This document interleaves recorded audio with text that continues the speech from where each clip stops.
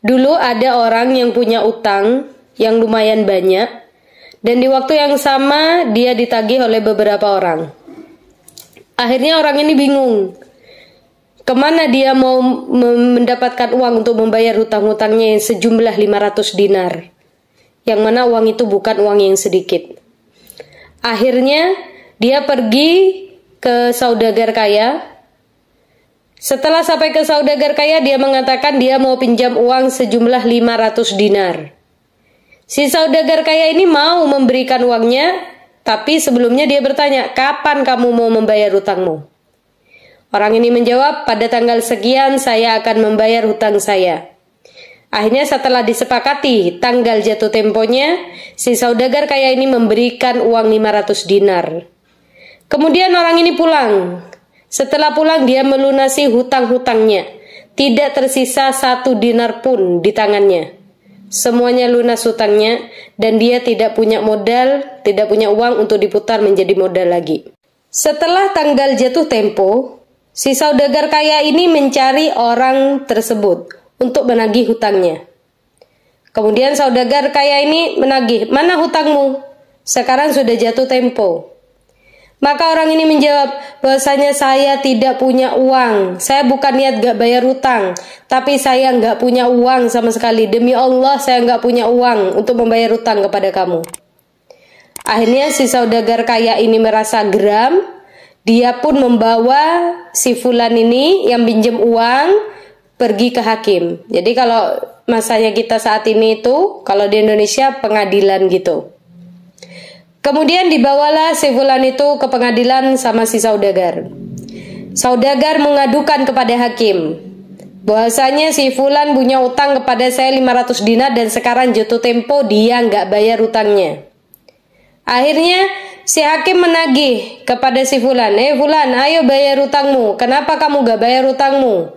Bukankah sekarang sudah jatuh tempo sebagaimana kesepakatan kalian berdua? Kemudian si fulan menjawab bahasanya, wahai hakim, saya bukan nggak mau bayar, tapi memang betul-betul saya nggak punya uang untuk membayar utang kepada si saudagar. Memang betul saya salah, saat ini adalah jatuh tempo, tapi saya betul-betul nggak punya uang untuk bayar utang saya. Kemudian hakim mengatakan, kalau gitu kamu harus dipenjara. Maka hari ini kau harus dipenjara karena kamu tidak bisa membayar hutang-hutangmu. Akhirnya si fulan ini meminta satu permintaan kepada hakim. Wahai hakim, tolong beri saya 1 hari, 1 kesempatan buat saya pulang kepada anak istri saya, buat mengabarkan sama anak istri saya. Setelah saya mengabarkan kepada anak istri saya akan kembali lagi ke sini esok hari untuk kau penjara. Silahkan kau penjara besok. Kemudian si hakim bertanya, apa jaminanmu hingga aku bisa percaya kepada kamu besok mau balik lagi? Kemudian orang ini menjawab, Rasulullah Shallallahu Alaihi Wasallam adalah jaminanku. Kalau saya besok gak kembali ke sini, gak menghadap kepadamu wahai hakim, maka saya berani tidak diakui umatnya Rasulullah nanti di yaumil qiyamah. Si fulan ini orang soleh. Dia berani bersumpah membawa nama Rasulullah supaya tidak diakui umat oleh Rasulullah. Itu bukan sumpah yang main-main, itu adalah sumpah yang luar biasa besarnya, efeknya luar biasa kalau sampai si fulan tidak menepati janjinya.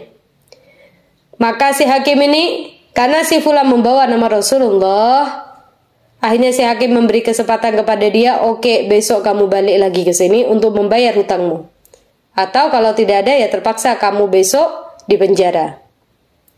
Akhirnya si fulan ini pun pulang.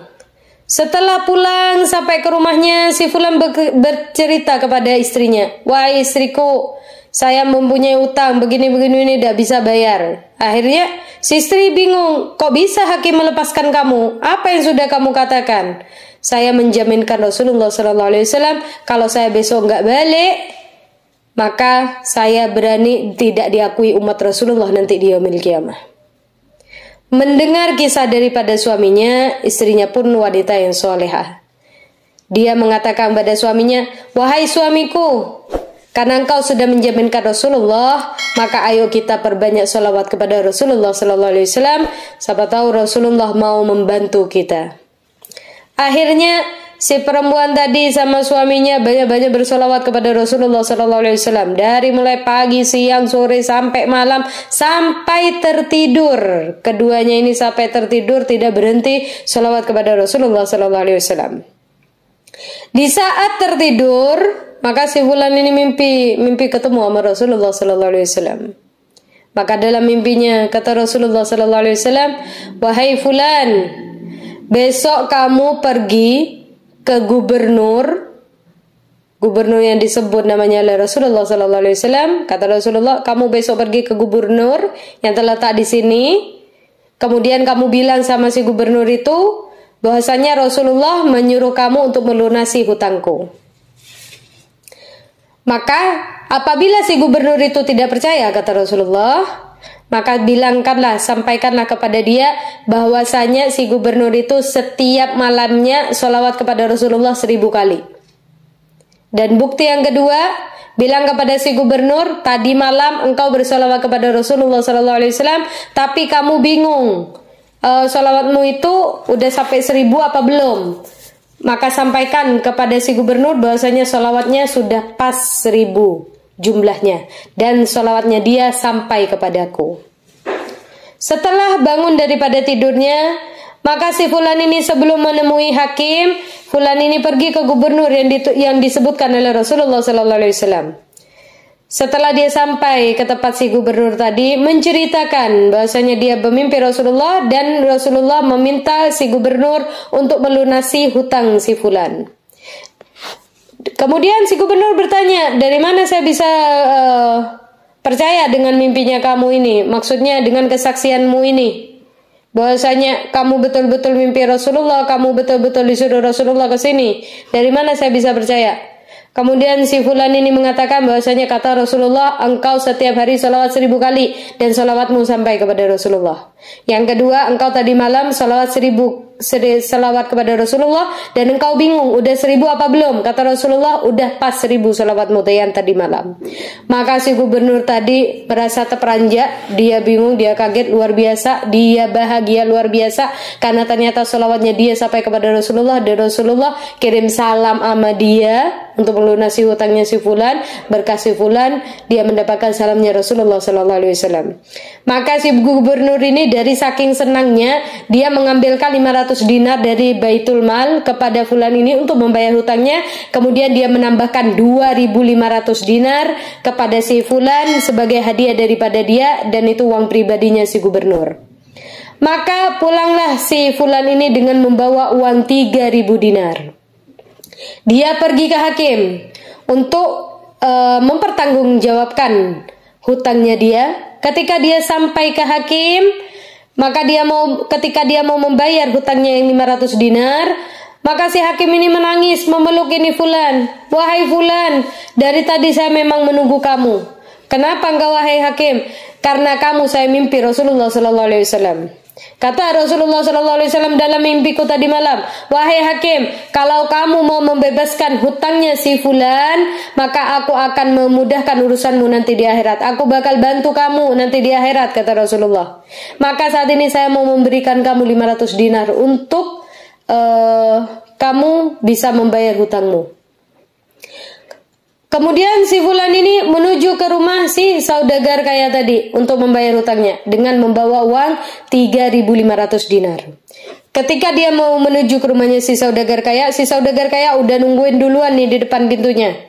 Ketika datang fulan, si saudagar kaya bahagia luar biasa, kemudian memeluk si fulan dengan begitu gembira dan dia menangis terharu. Kenapa engkau wahai saudagar? Karenamu wahai fulan saya bisa bermimpi Rasulullah sallallahu alaihi wasallam. Dan kata Rasulullah sallallahu alaihi wasallam, kalau engkau mau membebaskan hutangnya si fulan, kau mau menganggap lunas hutangnya si fulan, maka aku akan memberikan syafaatku kepadamu nanti di yaumil qiyamah. Maka karenamu aku bisa bermimpi Rasulullah, maka dari ini saya sudah membebaskan kamu dari hutangmu, dan ini saya ngasih sama kamu 500 dinar sebagai hadiah dari aku, karena aku begitu bahagia Rasulullah datang ke dalam mimpiku dan mau menjamin syafaat untukku nanti di yaumil qiyamah. Maka si fulan ini dengan gembira luar biasa, berkah salawat kepada Rasulullah SAW, hutangnya dia lunas, dia nggak jadi di penjara, bahkan dia membawa pulang sebanyak 4.000 dinar, 8 kali lipat dari hutang dia yang seharusnya dia bayar. Mudah-mudahan cerita ini memberikan semangat buat kita supaya banyak-banyak bersolawat kepada Rasulullah SAW. Salawat yang kita baca memberi kemudahan buat kita dunia wal akhirah. Kita gak cuma dapat manfaatnya nanti di akhirat, tapi di dunia pun kita akan mendapatkan manfaatnya, dan segala urusan kita, kesulitan-kesulitan kita akan dimudahkan oleh Allah Subhanahu wa taala dengan berkah salawat yang kita baca. Jangan lewatkan hari kita tanpa bersalawat kepada Nabi Muhammad SAW. Semoga bermanfaat. Assalamualaikum warahmatullahi wabarakatuh.